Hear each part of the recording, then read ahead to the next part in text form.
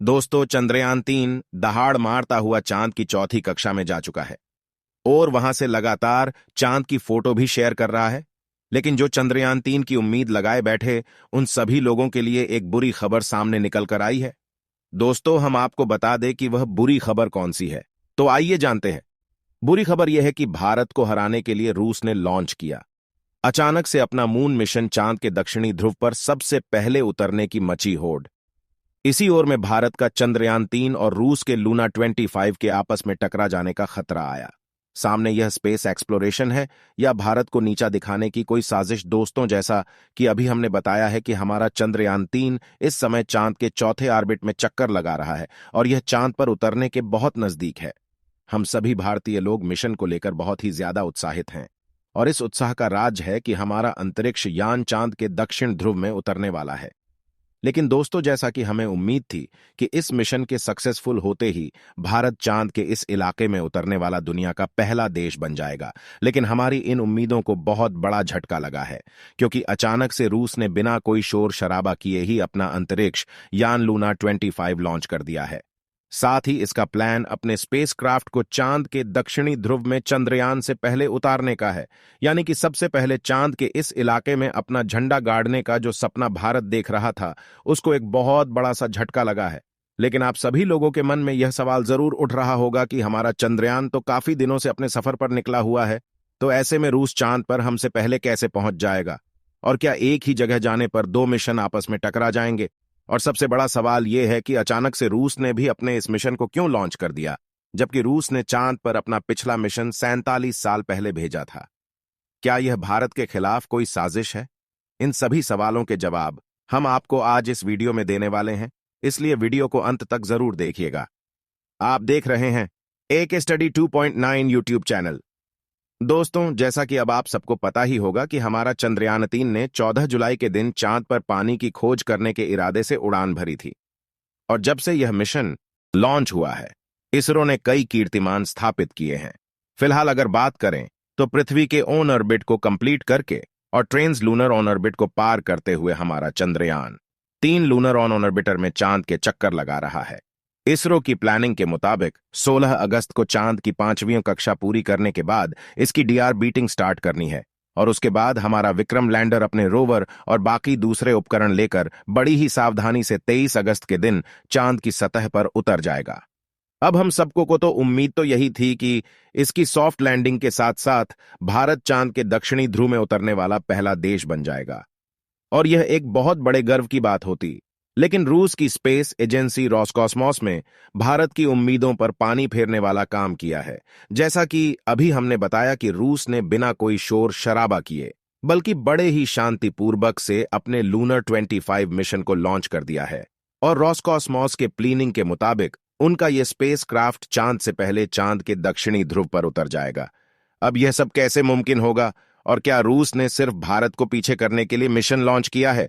यह जानने से पहले चलिए रूस के इस मिशन के बारे में थोड़ा समझ लेते हैं। दोस्तों, आपको जानकर हैरानी होगी कि रूस ने अपना लास्ट मिशन यानी लूना 24 आज से करीब 47 साल पहले 1976 में लॉन्च किया था। इस मिशन का मकसद चांद की मिट्टी और चट्टानों के सैंपल वापस पृथ्वी पर लाना था। इसके लिए लूना 24 के लैंडर ने चांद पर 18 दिन बिताए और सारे सैंपल कलेक्ट करने के बाद 6 सितंबर 1976 को वापस पृथ्वी पर लौट आया। रोसकॉसमॉस का यह मिशन पूरी तरह सक्सेसफुल रहा था, लेकिन इसके बावजूद 47 सालों तक उन्होंने अपना कोई भी मून मिशन लॉन्च नहीं किया और अब अचानक से उन्होंने अपना यह मिशन लॉन्च कर दिया है। 25 मिशन की अगर बात करें तो इसने भारतीय समय अनुसार सुबह 5:30 बजे रूस के स्पेस बोर्ड वास्तव बोर्ड रूम से उड़ान भरी थी। इस अंतरिक्ष यान का कुल वजन 1.8 टन है और ये अपने साथ 30 किलोग्राम वजन के वैज्ञानिक उपकरणों को लेकर सफर पर निकला है। रूस का लूना 25 मिशन का मकसद चांद के दक्षिणी ध्रुव पर सॉफ्ट लैंडिंग करने वाला दुनिया का पहला देश भारत नहीं बल्कि रूस को बनना है और चांद की आंतरिक संरचना और सरफेस मटेरियल पर शोध करना और पानी की खोज करना होगा। इसके लिए चांद की सतह में करीब 6 इंच गहरा गड्ढा खोदकर वहां से सैंपल निकालना होगा और फिर उसमें जमे हुए पानी की खोज करेगा, जो कि चांद पर मानव जीवन के पनपने के लिए बहुत महत्वपूर्ण है। अपने इन सभी कामों को अंजाम देने के लिए लूना 25 का लैंडर चांद पर करीब 1 साल तक रहेगा और एक्सपेरिमेंट करेगा, जबकि हमारे चंद्रयान 3 का मिशन सिर्फ 2 हफ्ते का होगा।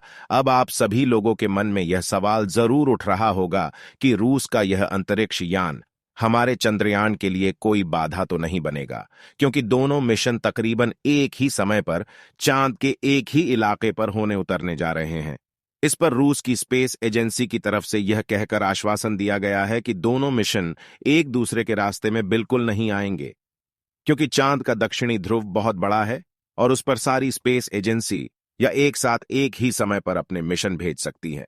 इसके अलावा रूस की स्पेस एजेंसी रॉसकॉस्मॉस की तरफ से यह भी बताया गया है कि उनका यह यान 5 दिन के अंदर चांद के ऑर्बिट में पहुंच जाएगा, यानी 16 अगस्त को लूना 25 चांद पर पहुंच चुका होगा और इसके बाद 4 से 5 दिन चांद के ऑन ऑर्बिट में रहने के बाद यह चांद की सतह पर सफलतापूर्वक लैंड कर जाएगा। इसका सीधा मतलब यह है कि अगर सब कुछ सही रहा तो लूना 25 हमारे चंद्रयान से करीब 1 या 1.5 दिन पहले चांद की सतह पर उतर चुका होगा। ऐसा करते ही चांद के दक्षिणी ध्रुव में पहुंचने वाले देश में रूस का नाम सबसे ऊपर आ जाएगा। लेकिन सवाल यह उठता है कि चंद्रयान 3 से इतने दिनों बाद लॉन्च होकर भी 25 इससे पहले चांद पर कैसे पहुंच सकता है। असल में नासा और रॉसकॉस्मॉस जैसी स्पेस एजेंसी के रॉकेट और स्पेसक्राफ्ट काफी ज्यादा फास्ट और एडवांस होते हैं, जिसके चलते इन्हें चांद तक पहुंचने में ज्यादा समय नहीं लगता है। अब अंत में सबसे बड़ा सवाल यही रह जाता है कि रूस ने अभी इस समय ही अपने इस मिशन को क्यों लॉन्च किया है। क्या उसका मकसद भारत को पहले स्थान पर आने से रोकना है? अब अगर हम रूस से सवाल करेंगे तो वह कभी नहीं कहेगा कि इस मिशन को लॉन्च करने के पीछे उसकी ऐसी कोई मंशा है।